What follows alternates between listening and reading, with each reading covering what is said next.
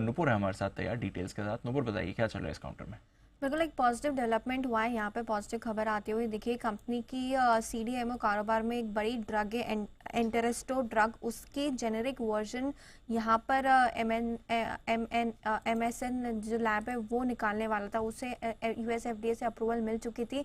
लेकिन नोवार्टिस जो ये कंपनी जिसकी स्पेसिफिक ड्रग है उसने अपील की थी कोर्ट में कि इसका जेनेरिक वर्जन नहीं निकाला जाए। उस पर वर्डिक्ट आते हुए दिखा यूएस कोर्ट की तरफ से, जहाँ पे उन्होंने इस ये जो जेनेरिक वर्जन की ड्रग थी उस पर पोस्ट लगा दिया था। फिलहाल इसके जेनेरिक वर्जन को मार्केट में नहीं लाया जाएगा, जो कि नोवार्टिस के लिए पॉजिटिव न्यूज़ है।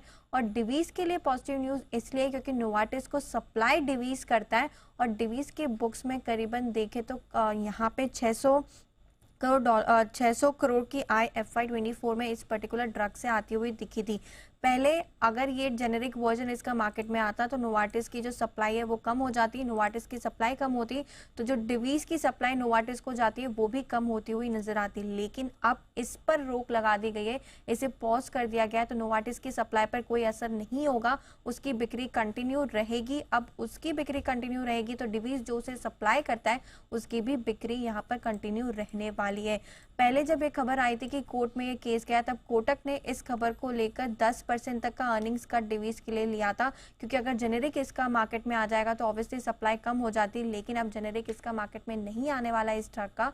पॉजिटिव न्यूज़ नोवार्टिस के लिए सबसे ज़्यादा है, लेकिन उसको सप्लाई डिवीज करता है, इसलिए डिवीज के लिए भी पॉजिटिव डेवलपमेंट है। बिल्कुल, तो नोवार्टिस के लिए अच्छी खबर है और नोवार्टिस के सप्लाई डिवीज के लिए